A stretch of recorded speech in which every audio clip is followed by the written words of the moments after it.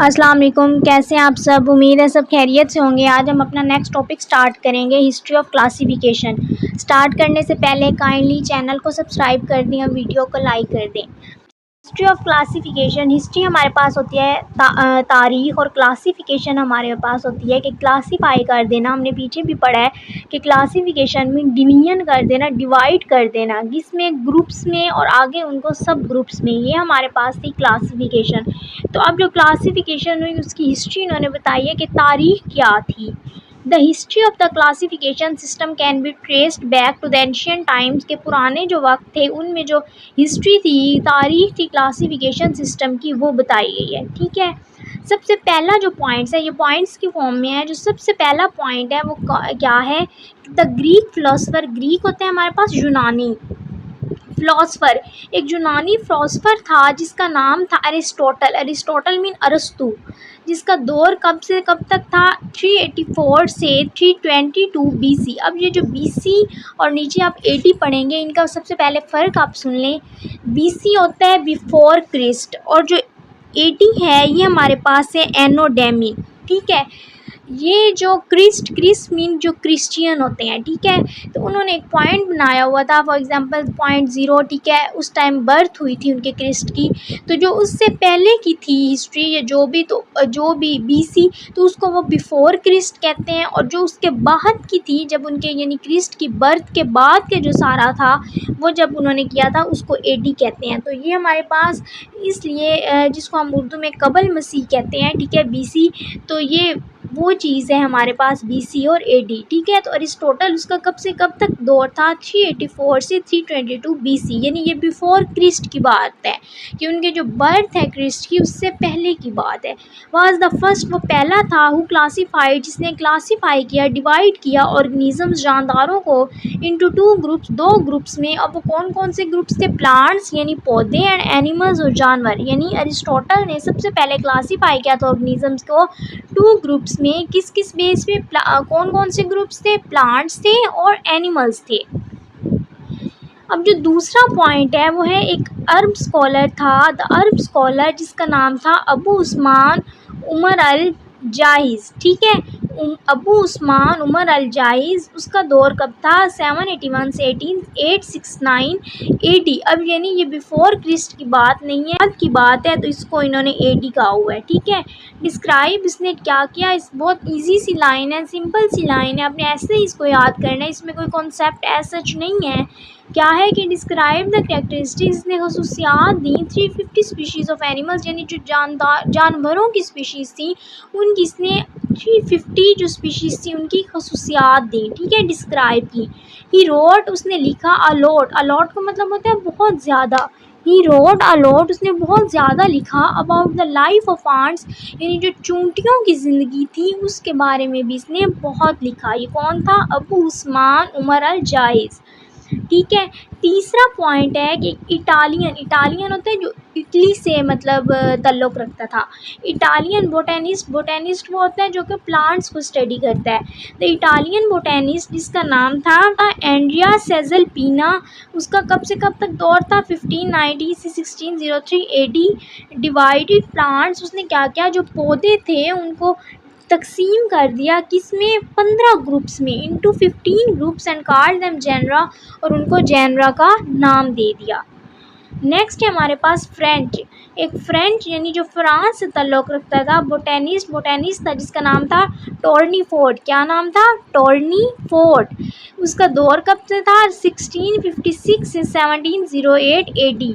इसने क्या किया था, इंट्रोड्यूस करवाया था द टैक्सा क्या है, जो पिछले टॉपिक में हमने सारी पढ़ी है, क्लास, ऑर्डर, जीनस, स्पीशीज़, ये जेनस, ये जो सारा हमने पढ़ा, ये टैक्सा ही तो था।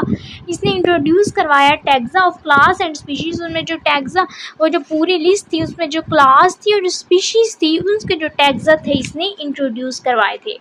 ये MCQs में भी आ सकते हैं और शॉर्ट क्वेश्चन में भी आ सकते हैं, ऐसा लॉन्ग में नहीं आ सकता, लेकिन आपने इनको इसी तरह याद करना है। नेक्स्ट है हमारे पास द स्वेडिश बायोलॉजिस्ट, एक स्वीडन का बायोलॉजिस्ट था जिसका नाम था कार्ल लिनियस। इसका कब से कब तक दौर था, 1707 से 1778 एडी में इसने क्या किया था, क्रिएट किया था taxonomic hierarchy of organisms with 7 taxa. इसने ये टैक्सोनॉमिक हायरार्की ऑर्गेनिजम्स की क्रिएट की थी। इसमें वही जो हमने पीछे पढ़ा है, kingdom, phylum, class, order, family, genus and species, ये पीछे भी हमने पढ़ा है कि ये हमारे पास किसने किया था, कार्ल लिनियस ने किया था, स्वेडिश बायोलॉजिस्ट था। आगे हमारे पास है two kingdom classification system. It was the earliest classification system. ये सबसे जो इब्तदाई जो सबसे शुरू में था क्लासिफिकेशन सिस्टम वो कौन सा था, टू किंगडम क्लासिफिकेशन सिस्टम। इन विच जिसमें ऑल ऑर्गेनिज्म जो तमाम जानदार थे वर क्लासीफाई किए गए इनटू टू किंगडम्स, दो किंगडम्स में। कौन कौन से किंगडम्स, प्लांट्स में एंड प्लांटिंग एंड एनिमलिया। यानी जो पहला क्लासिफिकेशन था जिसको टू किंगडम क्लासिफिकेशन सिस्टम कहा गया था, उसमें जो तमाम जानदार थे, जो तमाम ऑर्गेनिजम्स थे, उनको क्लासीफाई कर दिया गया दो किंगडम्स में, एक था प्लांटिंग एंड एक था Animalia. The organisms that can prepare their own food autotrophs were classified in the kingdom Plantae। अब जो जानदार जो अपनी खुराक खुद तैयार कर सकते हैं उनको ऑटोट्रॉफ्स का नाम दिया गया और उनको क्या, किंगडम प्लांटी में रखा गया। क्योंकि आपको पता है कि हम वैसे भी आपको पता है नॉर्मल जो प्लांट्स हैं वो अपनी खुराक खुद तैयार करते हैं, वो ऑटोट्रॉफ्स हैं। तो जो ऑर्गेनिजम्स अपनी खुराक खुद तैयार कर सकते थे उनको किंगडम प्लांटी में रखा गया। और जो ऑन द अदर हैंड दूसरी तरफ जो organisms can not make their on food, जो और जानदार अपनी खुराक तैयार नहीं कर सकते थे, उनको हेटरोट्रॉफ्स कहा गया, but classified in kingdom Animalia. और उनको क्या किया गया, जो एनिमिलिया किंगडम है उसमें रखा गया। अब जो नॉर्मल एनिमल्स हैं वो अपनी खुराक खुद तैयार नहीं कर सकते, वो प्लांट से अपनी खुराक लेते हैं। अकॉर्डिंग टू दिस सिस्टम, इस सिस्टम के according prokaryotes, bacteria, archaea and fungi were members of kingdom plantae. जो प्रोक्रियोट्स थे, प्रोक्रियोट्स में जैसे कि बैक्टीरिया आ गया, आर्चिया आ गया और फंजाई जो था वो तो क्या किया गया, किंगडम प्लांटी का मेंबर रखा गया।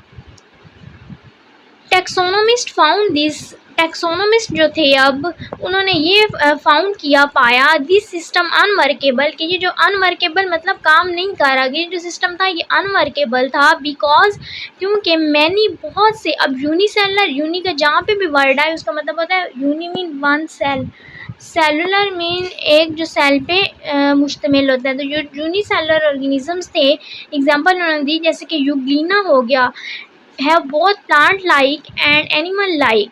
कि उन्होंने कहा है कि जो यूग्लिना था उसमें प्लांट लाइक यानी जो पौधों की तरह भी और एनिमल लाइक और जानवरों की तरह दोनों तरह की खसूसियात थी। अब प्लांट लाइक कैसे, प्रेजेंस ऑफ क्लोरोफिल, यानी उसमें क्लोरोफिल भी प्रेजेंस थी। ठीक है, अब क्लोरोफिल क्या है कि हमारे पास ये जो ग्रीन पार्ट्स होते हैं प्लांट के वो क्लोरोफिल की वजह से होते हैं। ठीक है, और हेटरोट्रॉफिक और एनिमल लाइक यानी कि जो यूग्लिना था वो अपनी खुराक खुद तैयार नहीं कर सकता था। प्लांट लाइक तो था कि उसमें क्लोरोफिल तो थी, लेकिन वो अपना हेटरोट्रॉफिक मोड ऑफ न्यूट्रिशन था, यानी वो अपनी खुराक खुद तैयार नहीं कर सकता था और लैक ऑफ सेल वॉल थी और उसमें सेल वॉल भी नहीं थी। अब ये तो है कि जो प्लांट्स होते हैं उनका जो बेसिक एक मेन कंपोनेंट है वो है ही सेल वॉल, की जो प्लांट्स हैं उनमें सेल वॉल होती है और जो एनिमल्स हैं उनमें सेल वॉल नहीं होती। तो ये तो एक किस्म का बहुत बड़ा इशू हो गया कि जो यूग्लिना है उसमें प्लांट लाइक भी थी और कैरेक्टरिस्टिक्स भी थी और एनिमल लाइक भी। तो उसको हम लोग अब किस तरह टू किंगडम क्लासिफिकेशन में रखते। So a separate kingdom was propose, तो इसके लिए एक सेपरेट किंगडम प्रपोज किया गया फॉर सच ऑर्गेनिजम्स, ऐसे ऑर्गेनिजम्स के लिए। This system also did not clear, और ये जो सिस्टम था कौन सा system, two kingdom classification system, did not clear the difference, इसमें हमें फ़र्क नहीं पता चल रहा था बिटवीन प्रोक्रियोट्स, जो प्रोक्रियोट्स थे जैसे bacteria and Archaea and eukaryotes, जो प्रोक्रियोट्स और यूक्रियोट्स थे उनमें हमें क्लियर डिफरेंस नहीं पता चल रहा था। तो इसलिए ये जो हमारे पास किंगडम क्लासिफिकेशन सिस्टम था जो टू, ये अनवर्केबल था और इसको हमारे पास एक्सेप्ट नहीं किया गया था। और फिर हमारे पास आगे एक थर्ड किंगडम दिया गया था जो कि हम नेक्स्ट स्टार्ट करेंगे। होप सो आपको समझ आ गई होगी। इंशाल्लाह नेक्स्ट हम थर्ड किंगडम क्लासिफिकेशन सिस्टम करेंगे नेक्स्ट लेक्चर में। काइंडली अगर आपने अभी तक चैनल को सब्सक्राइब नहीं किया तो चैनल को सब्सक्राइब कर दें, वीडियो को लाइक कर दें। थैंक यू, अल्लाह हाफ़िज़।